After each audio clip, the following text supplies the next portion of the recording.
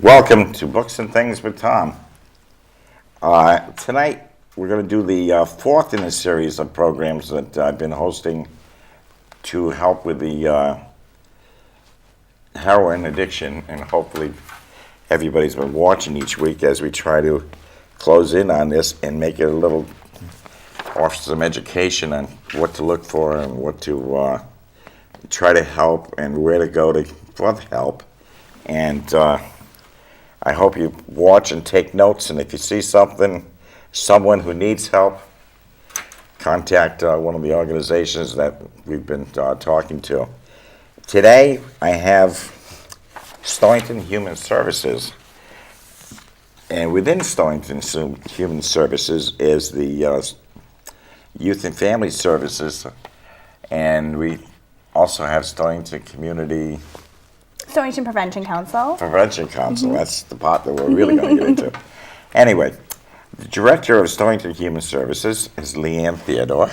Welcome. Hi, Tom. Thanks for having us tonight. Thank you for coming. I think it's just a wonderful thing. And Youth and Family Services Administrator at the Stonington Human Services is Kristen King. Thank you, Tom. Thank you. Thank you. Welcome to both of you, and I hope we can add some clarity to everything that's going on with the drugs, because it's so serious, and it's not just Stonington, and you people are working basically in the Stonington area. Mm-hmm. And so what? Great. If I could, I'd like to share, to start off, a little bit of information about our organization.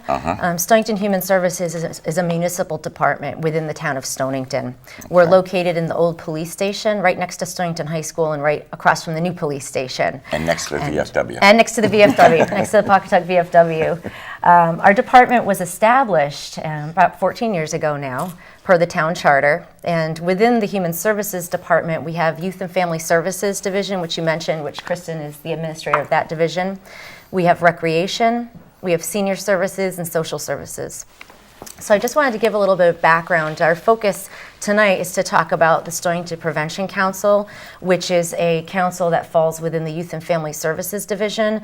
But when we're speaking about the opiate crisis and issues that were going on with that in our town and in our region, the Human Services Department is also a key player in providing assistance to residents in Stonington.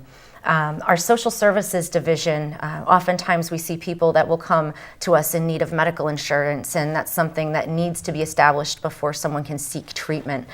So just kind of give you a bigger picture of how the council fits into our department, and how, because the council falls under our department, we're able to offer a lot more for people that are seeking assistance in Stonington.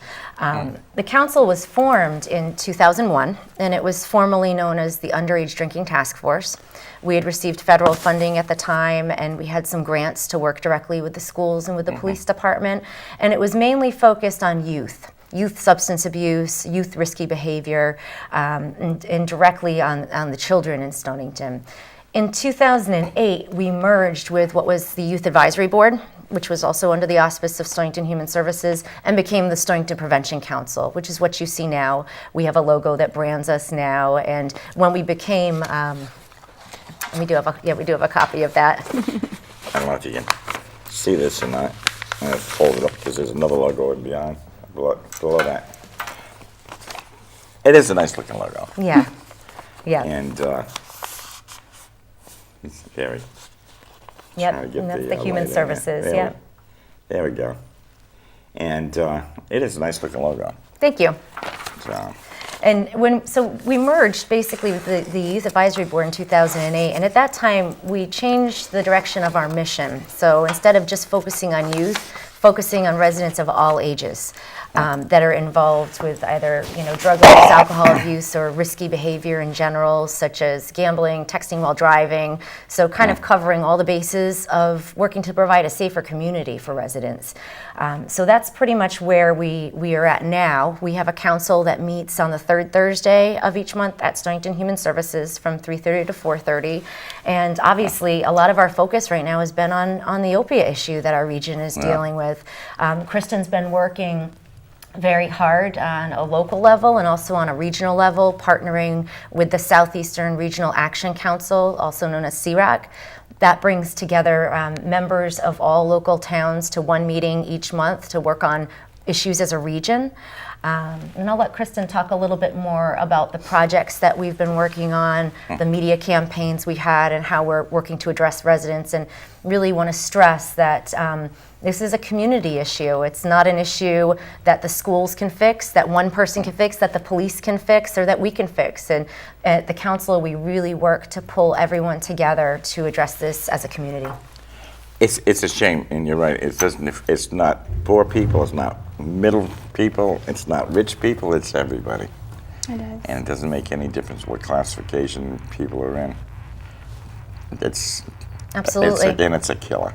And I would say really we kicked off our work on the opiate crisis. We partnered with Shine a Light on Heroin 2 years ago, and Jim Spellman and Krista Quattromani, and held a vigil when we had experienced that rash of overdoses in New London County. And from there, we continue to work on the projects that Kristen will speak about, but really partnering with Community Speaks Out and also with Shine a Light on Heroin. Both of which have been on my show, and Jim is coming next week. Great. Yep. Go ahead. Yep. So it's no secret that we are in a national epidemic of an opiate crisis. And so part of that is within the Prevention Council, we have very, I guess, I don't want to say heavy, but a very big police presence on our council. And we are updated very often about the, I guess, statistics and the rising statistics about the heroin overdoses and what have you from there, which makes it very evident that we do have a problem in Stonington, Pawcatuck, and Mystic. Wherever we are, we have a problem today. So we are focusing on educating the community, so getting the word out that there is a problem. And by means of that is really just by images, promotional materials. So our first campaign was the link between opiates and heroin.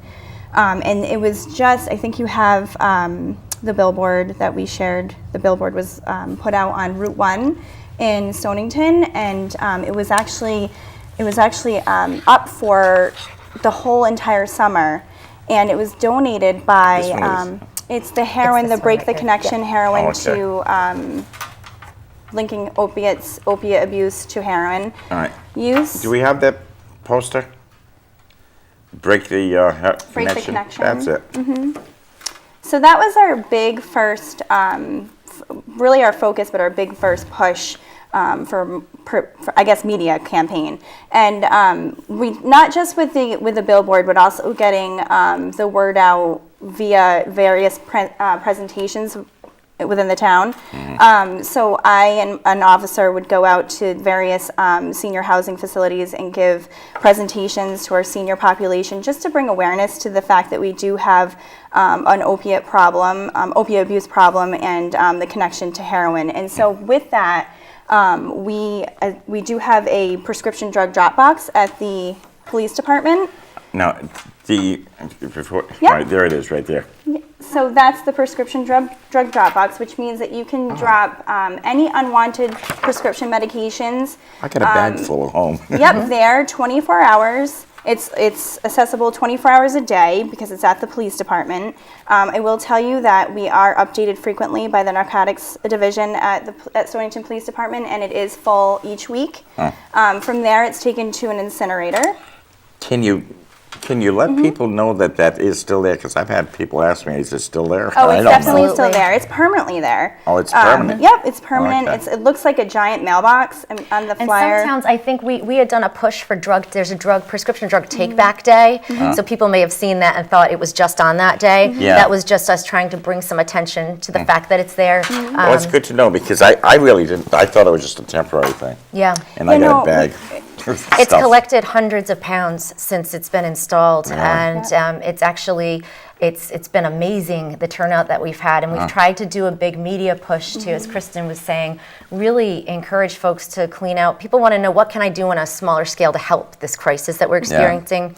Clean out your own medicine cabinet of dangerous opiates that you might have on hand that you received from having a dental procedure, or and it's not just the opiates; it's any drug that's in there, any Right. kind of a Anything. medicine. Right. Medicine. You can't throw it away. You can't Right. flush it down the toilet. You can't do Well, you anything shouldn't, with it. right. Yeah. Yeah. It just just sits there. So this provides a safe way to dispose of it for the environment and also keeps it out of the wrong hands. Yeah. Kristen's big push with senior housing was not to scare elderly Right. individuals, but just to alert them to the fact that people might be coming in and out of your home to provide assistance for home health care, to help clean up, to service something. And you don't always want to be paranoid in those types of situations, but just be aware that some people aren't well-intentioned and are struggling with the disease of addiction and might be looking in your medicine cabinet for what you have. So. Right. And there are some people in the senior housing that end up looking in the closet saying, I just got a whole bottle. Look at that, I only got 3 left. Right. And somebody went in and helped themselves. Yep. Now they're selling them on the street for $10 a piece. Right. Right. And it can be anyone. It could be a cable guy. It could be a family member. Yeah. It could be whoever. Anybody is struggling with addiction. So, Sure. But yeah. So with that, we're just trying to really bring awareness, get people talking about it, because that's the biggest piece is that breaking down that stigma that this is a problem and that we need to talk about it, and we need to make sure that folks feel comfortable coming to the right resources for help. So that was our big first media campaign. Now we're moving on to the connection between mental health and addiction.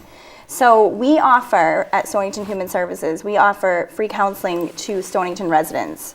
But we also want to make sure that folks know that there is the National Suicide Hotline. So we want to make sure that we're getting this information out to our communities. So if they're struggling with mental health issues, that they know where to go for help, especially directly in our community, but also anyone who's struggling with mental health issues. And the strong connection between mental health issues and addiction.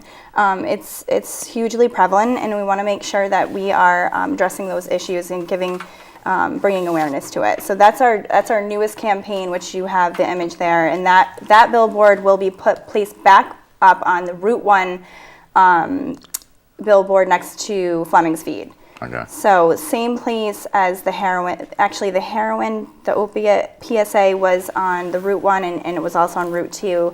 This one will be just on Route 1 in Stonington.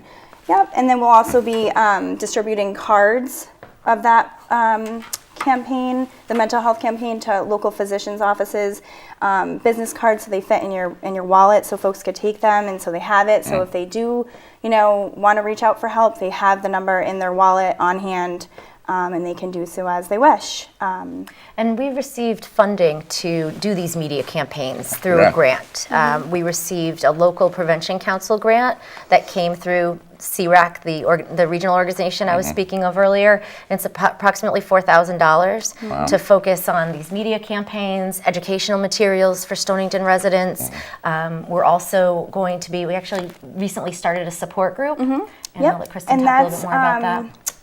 That's for families affected by addiction, and that will be meeting. It actually is meeting the second Wednesday of the month from 6:30 to 7:30 at Stonington Human Services. Groton also has a families affected by addiction support group. I don't know when they meet, but it's ours is designed to run similar to theirs, just to kind of provide our area. Give that phone number one more time in case somebody wants. Our phone number at Stonington Human Services is 860-535-5015. Very good. And should they just ask for you or you? They can actually speak to whoever answers. Yep. We're all cross-trained, so if somebody's in need of information, and we'll be able to get them that information they're looking for. We provide a lot of referral services as well. Just wondering if I have a mental problem, I'm probably not going to want to go in and see you. I may call, but would you come to the house? We Or send somebody? what we would do, and depending on the situation, Yeah. as I said, we work very heavily with the police department, and depending on the nature of the situation, if it seemed as though there was a crisis, an immediate crisis, if there was an indication that you had thoughts of harming yourself, or if there was any Send the concern like police that, over. we would work with the police, and that kind of segues into the next thing I want to discuss, which one of the other projects we completed last year was a resource and referral sheet. I've got a copy right here for first responders. So if a police officer, fire department personnel, ambulance service personnel comes across someone that's in need of addiction services. This sheet basically provides direction. Our department is not open 24 hours a day, so we're open from 9 a.m. to 4:30 p.m. This sheet provides resources for those that might encounter first responder outside of those hours. It also provides our staff with guidance, and that kind of answers your question. If you call, what would we do? Yeah. This sheet lays out the procedure, and it basically indicates, depending on the situation, that we would first and foremost either reach out to police or paramedics, and then we also would reach out to the state of Connecticut has a department through DEMIS, the mobile outreach team. They would come to you. Oh, okay. So we wouldn't do that directly Right. through Human Services, but they're licensed professionals that are trained to handle those types of situations. And this has been a really successful process, I think. It really helps to have something to refer to when a crisis call comes in. Yeah. I think the only people that have had any rooms would be SCAD. And it was the first week we talked about SCAD, and he said, we find a room for you. He said, we may be full. We'll find someplace for you. Right. And he even said, too, we find the money eventually. You all have it. Somehow we'll find it. And I think that's important, because I think people are sitting out there saying, I ain't getting money. I can't go and get some help. Absolutely. It's a huge barrier to Yeah. even ask for help, especially if you're even with insurance. And I know Lisa was speaking to this on your show with Community Speaks Out. Yeah. Even with insurance, there's still a significant cost for a Absolutely. long-term treatment facility. And that's where hopefully Blumenthal will come through and get some extra money to pay for those extra times, because it is a long-term thing. Right. Right. And unfortunately, we put them out too long soon and straight back in again. Yeah. Yeah. Right. And that's unfortunate. It is. It is. These problems aren't solved for people overnight. There's a lot of intensive treatment that needs to take place. And as Kristen was saying, we do offer free mental health services for all Stonington residents. It's short-term counseling, and really that's may need important that. it's a free Yeah. service, and Yep. and it's available for family and friends of those that are affected as well. Oh, wow. It's available for anyone that's interested in coming in. So. That's there's so much out there, and it's here I am in the fourth week, and I still got a couple more weeks to go, because there is stuff out there, but we got to let the people know where. I'm thinking of making a list that I can put out and say, between everybody. I mean, some of the organizations are just talkers, but talking is a big start. If you can get somebody to talk about it and understand, and then move on to someplace like SCAD or a hospital or whatever it is. And that's why these types of opportunities that we have today are so important. Yeah. It's so important for us to not just be responsive and reactive as when we get those rash of overdoses and be talking about, but to keep the conversation going. We've worked closely with Shine a Light on Heroin and Community Speaks Out to host community forums to educate the public. Okay. There's a lot of fear when the overdoses first start happening, and a lot of confusion and not understanding. And so we hosted community forums with panels of health professionals, law enforcement, addiction specialists, and our own Board of Selectmen would attend as well and support, and school administration. And we hosted those at Stonington High School, and we had a good crowd come out. We hosted 2 last year. Kristen recently organized a community conversation for parents, and you can speak a little bit more about that. Yeah, we had most recently I formed a great relationship with the Groton GASP, the Groton Adolescent Substance Abuse Prevention. Is that what it is? It's there. Help me. It's Groton's Local Groton's Prevention Local Council. Prevention It's Council. the sister organization Okay. for Stonington And Prevention so Council. what we're doing is we're bringing community conversations so it's a series. And the first one was talking to your kids about drugs. So we had Dr. Alicia Farrell from Old Saybrook come and talk to parents about how different strategies and how to talk to your kids about drugs, because it can be kind of overwhelming and intimidating to talk to your child about these things.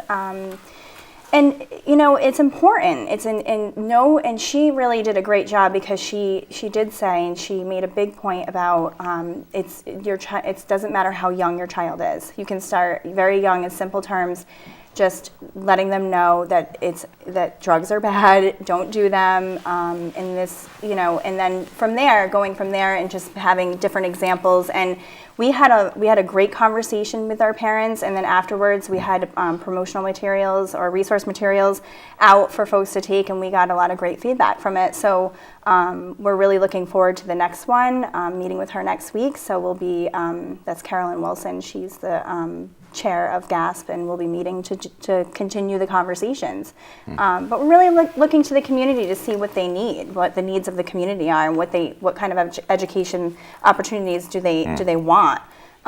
So lots of partnership and conversation about these things. It's very important that we talk about these. One thing I issues. learned week before last week from Community Speaks Out is that they carry Narcan.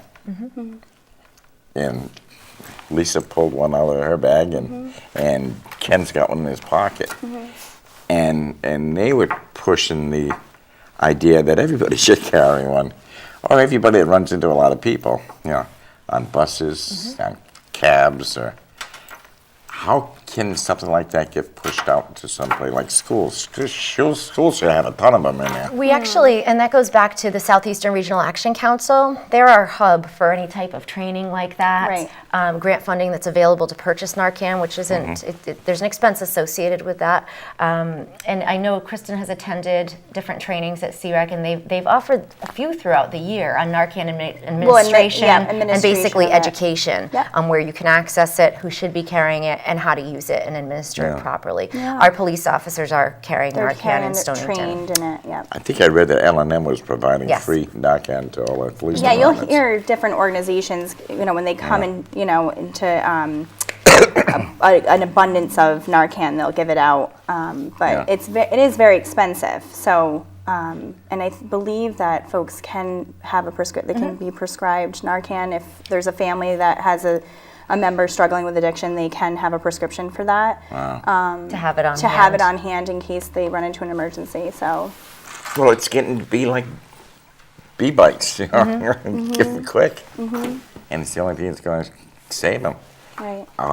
And I was talking to somebody today that they said the mother wanted them to bring the kid back, and if he's dead, he's dead.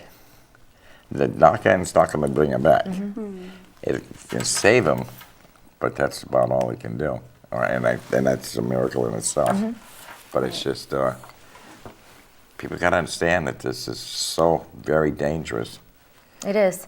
And I think, going back to what we had started talking about with that connection between the opiates and the heroin, most people don't start out using heroin. It's not something that this addiction doesn't just start with buying a bag of heroin off the street. Right. It can start with something as simple as taking a prescription that was prescribed by your physician for pain after surgery, for pain from a dental procedure, and following the prescription, depending on your makeup, you could become addicted to this. And there's been a big push with physicians as well to offer different alternatives.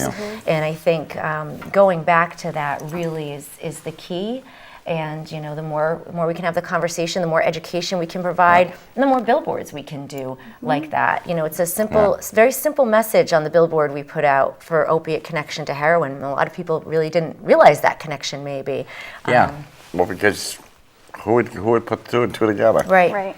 And the other thing is that you have I just lost train of thought. Because we got 5 minutes, so we gotta put anything together. The pain pills used to be given out for anything. Right. I stubbed my toenail. Here, I have a pain pill. And when my son passed away, they wanted to give me pills, and I said no, I wouldn't take them. Not because I'm so righteous, but I just didn't want to take them. And but they've tightened up on that, which results in another problem because now they can't get enough pain pills, and they still got the pain, and that's when they go to heroin, from what I understand. And that's a big picture, big piece rather of what we were trying to include in the community forums, were those natural alternatives or other solutions. And those are things that we'll continue to research and provide education to the community on. We have a lot in the works, and how quickly a half an hour can go by. And we really will be working hard to really get our information out there. We try, but some people still don't know who we are or what we do or where we're located. I'll tell you what I'll do. If you put some more information together, I'll have you back on. Okay. How's that, dear? That sounds great. Sounds great. Good. And anything else? We got about 3 minutes to go. Okay. I think just a reminder to all residents that live in Stonington that we're available, that we are open Monday through Friday from 9 a.m. to 4:30 p.m. Our phone number is 860-535-5015. And as I said, we're located in the old police station, which is on 166 South Broad Street. If anyone has an interest in joining the Prevention Council, give us a call. We'd love to have more members on the council right now, and it's an opportunity to really make a difference in your community. Very good. And you always have my number and email address up there, so if you need something, you can't remember who to call me, and I'll get you in touch with any one of the programs that we've discussed so far. On February 7th, which was last Monday, a week ago this past Monday, the New London Lions Club was very proud to honor 2 of their members for years of service. Connecticut District 23C Governor George Salpietro bestowed 2 of the longest membership chevrons, presented to Anthony Pirro and accepted by his sons, was a 70-year chevron. The only one ever presented in the state of Connecticut, and that's the only reason I'm doing this, because I think it's very important. And the second was presented for Carmine Perrone posthumously. He had passed away, I think, the month before, and presented to his daughter, Judith Perrone. I should note that Lions International is celebrating their 100th birthday this year, and New London Lions is celebrating its 95th birthday. And this guy was a member for 70 years. Wow. He's still alive, so he could go to 71. And for previously aired shows, please tune in to sectv.org and click on the YouTube button. You can see all the shows we've had on heroin and all the other shows that we've done here. Thank you to my guests, Leanne and Kristen. And I appreciate you guys coming down. I think it's a very important subject. And as I say, if you get some more information, call me. That's great. Thank you for the opportunity and allowing us to be here today. I appreciate it. Thank you. Thanks. Thank you. Thank you. And it's still winter time, so cuddle up with a good book at night, because you should be reading. And I'll see you next week.